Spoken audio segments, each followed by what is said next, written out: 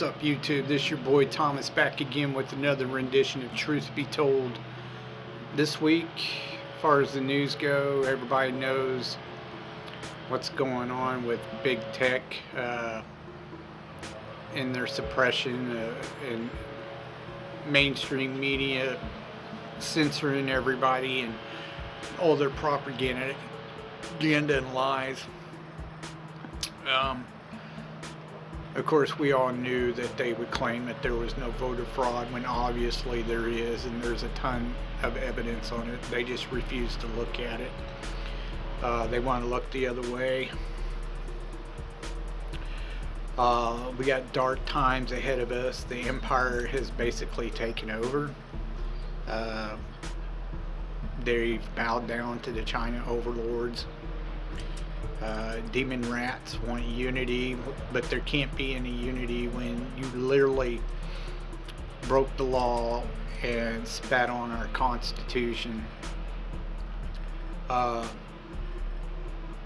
What's the point of anyone voting anymore if they're just going to put whoever they want into or fill them seats? There's no point. Until that's fixed and those people involved are put in jail and tried for treason, nothing will change, and our government will stay corrupt, and those behind, the ones in power, the ones manipulating everything, the media, big tech, demon rats, China, whatever, whoever's forcing communism, socialism on America, you know, they're running the show. Until they're stopped, nothing's going to change. There's no point in voting. They're going to put whoever they want in them seats. Anyways, that's all I have to say about that. Until that's taken care of, you can kiss my ass. I would never bow down to China overlords. It's not going to happen. The far extreme left, you know, they're completely brainwashed cult like Jim Jones. It's scary. It really is. Dark times ahead of us. The empire. Anyways, moving on. Star Trek Discovery Season 3. Oh my gosh. After you think it couldn't get any worse, it did. It just got really bad. I can't go, I'm not going to go every little cringe moment in this show from season 3. First of all, they stole the story from Andromeda, another Gene Roddenberry series, of the whole, well, let's put the Federation back together again. It's literally the same, after, 100 years or better, it's literally the same, practically the same story that Andromeda was about. Again, this stupid Michael character always saves the day, can't hardly do any wrong. It's just retarded. She's the smartest one out of the whole bunch. She breaks her own codes of Federation laws constantly, but yet they just let her get away with it and let her slip by. No repercussions. Sorry. So what? She got demoted a little bit, She bounced right back. Not a problem. Saves the day again. Back to, in fact, she got a promotion towards the end. How dumb. They took an ensign, one of the dumbest characters besides Michael on the show, a retarded character, and they, a Valley Girl type characters, like really dingy as fuck, and they made her captain. Jeez. When the character literally had no idea how to be. She was definitely not captain material. the burn was created by some fucking child whose DNA was fused with the only infused with the only dilithium planet in the known universe where you could find dilithium. So dumb.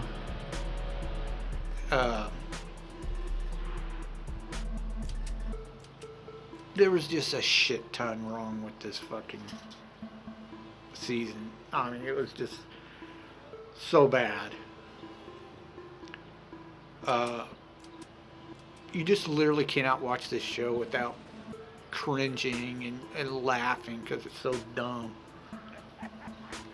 I don't know. Alex Kurtzman and his team of writers are just fucking retards. Anyways, season 3 is total hot garbage mess. It's worse than ever.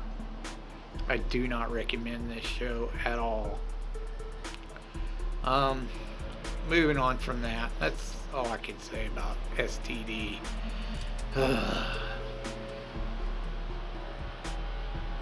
I did just get done watching an older television series known as Millennium. Now, this stars Lance Henriksen.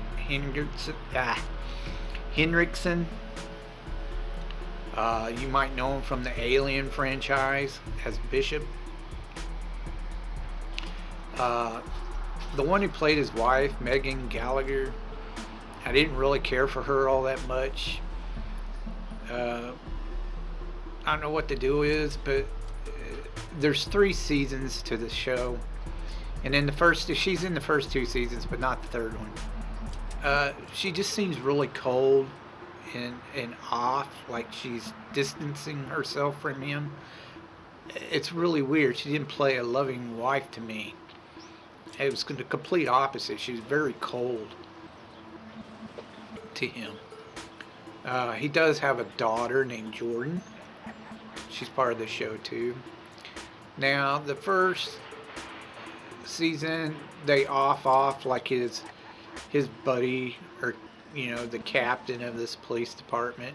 And then the second season, they bring in someone else, but then that one gets off too. So in the third season, they kind of bring in a partner for him from the FBI.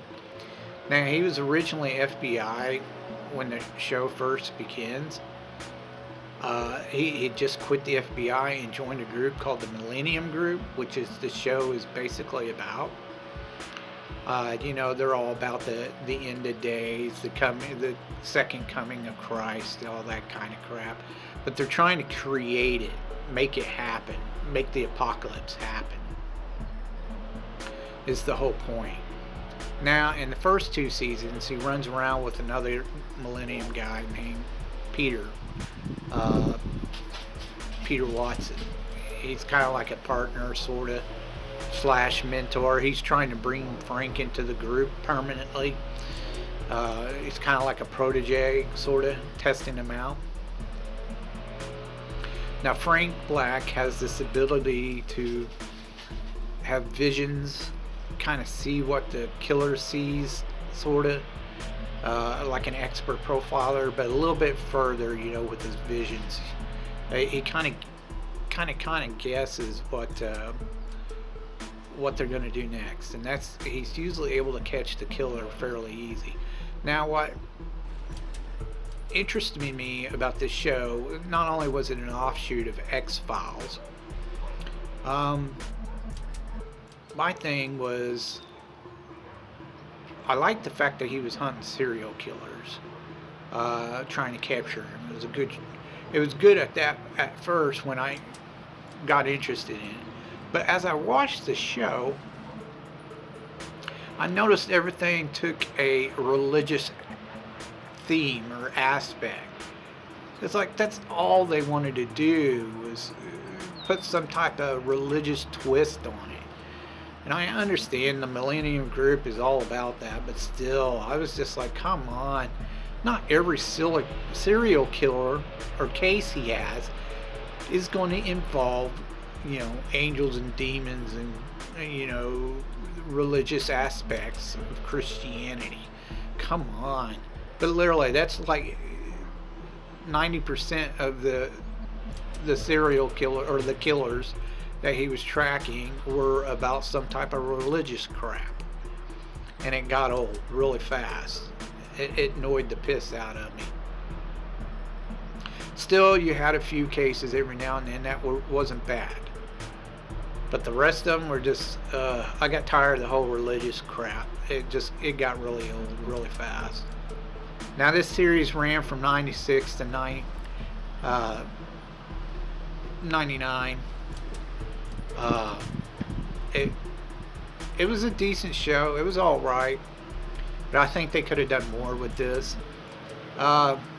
It's okay if you're wanting to watch a decent, investigating show.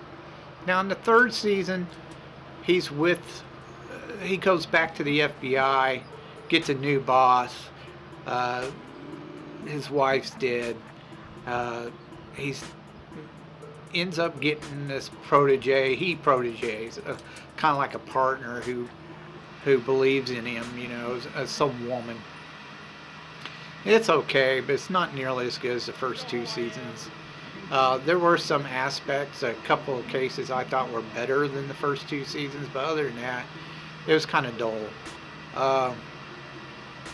But overall, the show isn't too bad. I give it 2 thumbs up. It wasn't bad. It was a decent show. Check it out if you're into that, crime drama, mystery type thing, supernatural, whatever. Okay, that's all I have for this week on that. Let's get on to your B movie reviews. What's up, movie holics? This week we are looking at Fantasy Week.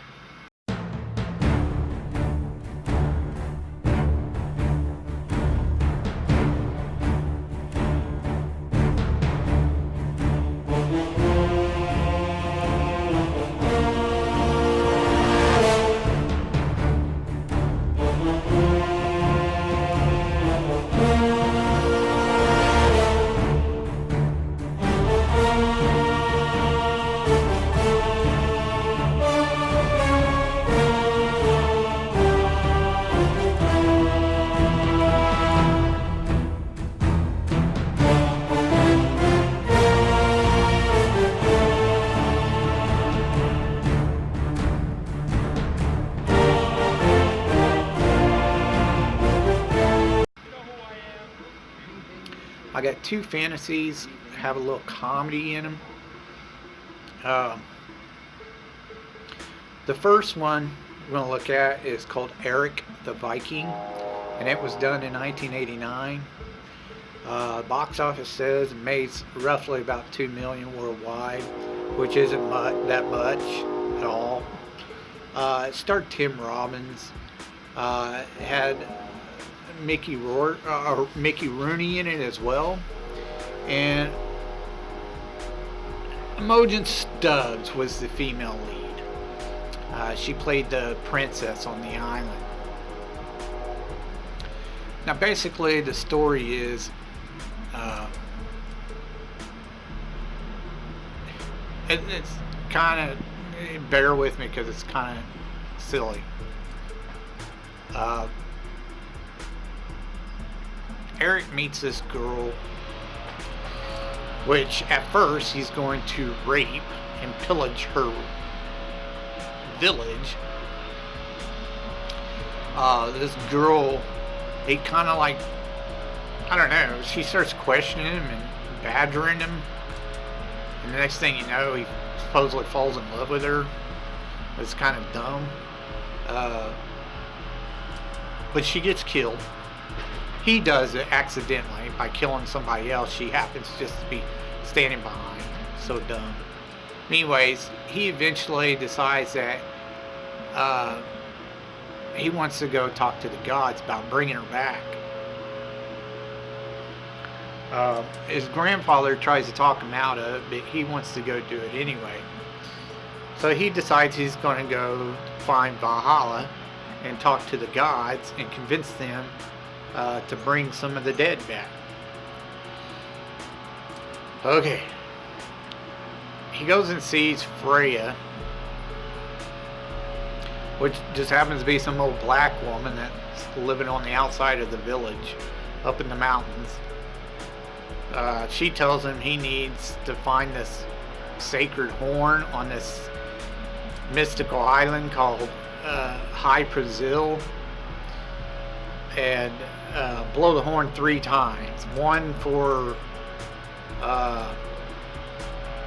to get to Valhalla, 2 to await the gods, and 3 to get home, back home. Now, if you don't know what High Brazil is a small island off the side of Great Britain or England.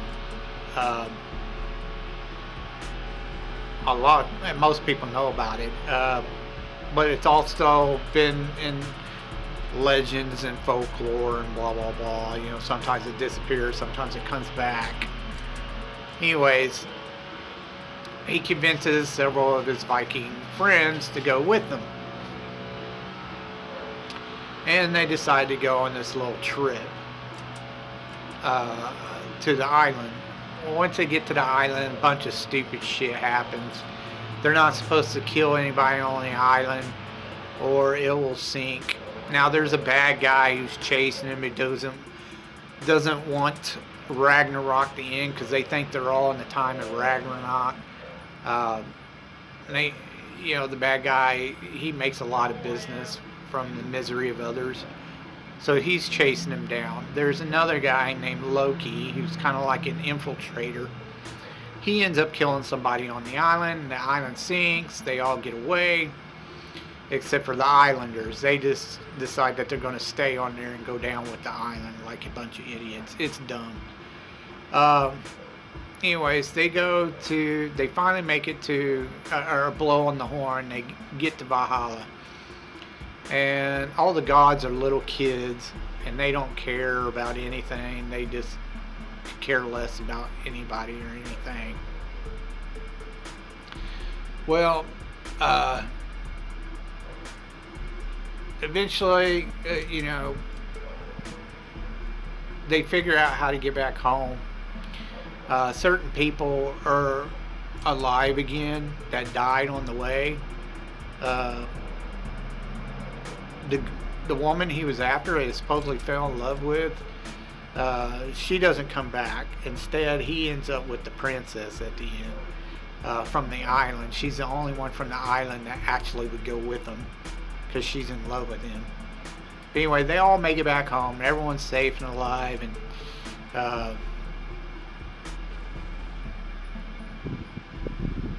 Ragnarok's over. Sun comes out, everything's great. I don't know. It was a dumb movie. I understand it was an offshoot of the Mighty Python writers, and a lot of English humor is very dry humor, and I really don't care for a lot of the English humor. It's just not funny. And most of the Mighty Python movies are not funny, with the exception of the Holy Grail, Search for the Holy Grail. That was the only one I actually liked. And I've seen several of them. I didn't like any of the others. This was bad. It was terrible. It was not funny. Even though they were trying to be funny, it was not funny. I don't know. I didn't like it at all. I gave it 2 thumbs down. It was a poor movie. The story, I don't know. The story was weird. Even though I know a lot of Viking lore or whatever, I give the story a 2. It wasn't really that great. As far as like special effects and stuff go, there wasn't really that much. As far as special effects go, I give it a 2. The acting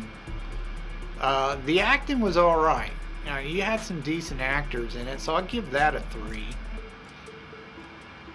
And overall, I give this a 2. It was not that good of a movie. It was really bad. I definitely don't recommend this movie at all. It was terrible. Okay, moving on. Next one I saw was called Ladyhawk. It was done in 1985. It starred Matthew Broderick, Rutger Hauer, and of course the lead was Michelle Pfeiffer. You know who I am? It made about 19 million worldwide, so it did pretty damn good. A lot of people have not heard of this movie. I don't understand why, because it was very underrated.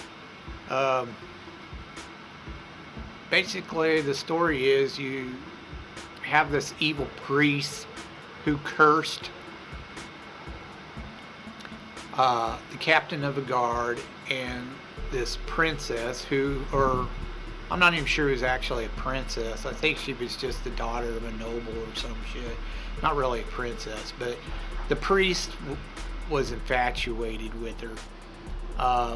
But her heart belonged to Captain Navarre, which the captain of the guards. But this evil priest, he wanted her for himself, but he couldn't have her, so he cursed them. So that, and he used some old pagan ritual. Whereas during the day, she would be an animal, a hawk. And at night, the captain of the guard, he would be an animal. He would be a black wolf. That way they're always separated. They can't ever be with each other. Now they stayed this way for several years or whatever. And then he thinks Captain Navarre thinks it's his time to kill the priest and end the curse or whatever.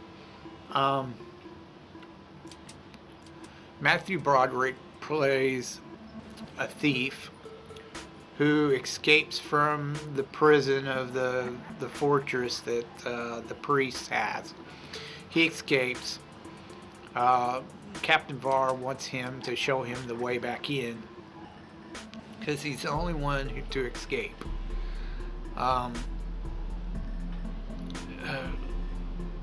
Michelle Pfeiffer's character gets injured along the way. He gets Matthew Broderick to take the injured hawk or Ladyhawk, whatever, Michelle Pfeiffer, to a priest who helps to clean her up and heal her.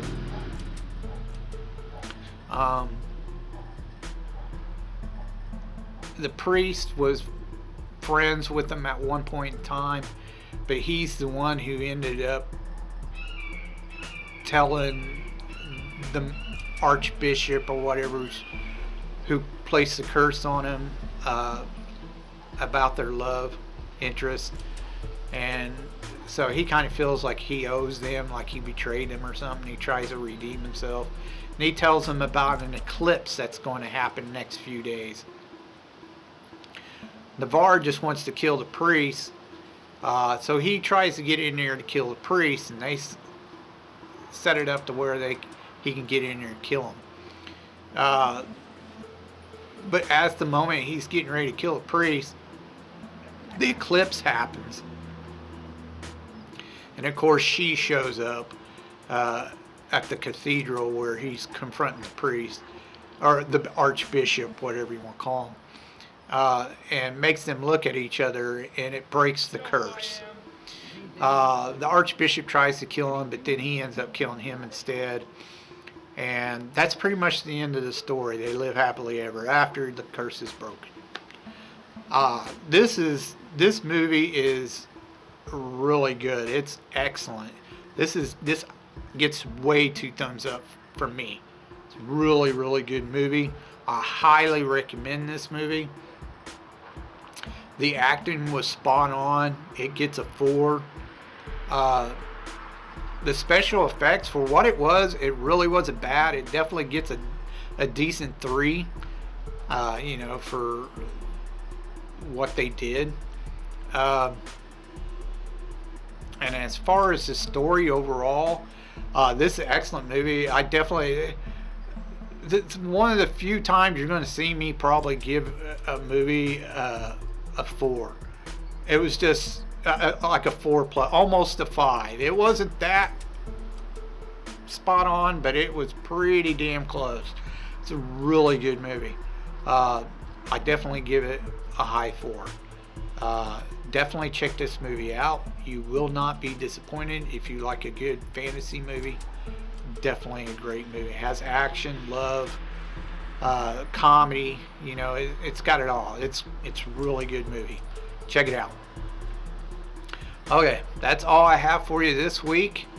If you have any comments about what I talked about earlier in this video, please leave them down in the comment section down below. If you have any suggestions, any type of gems, great movies I might have missed or never heard of, or you know, that kind of thing, please leave your suggestions down in the comments down below, and I'll get around to reviewing them whenever I can. Until next time, I told you you'd be told the truth, and you just been told.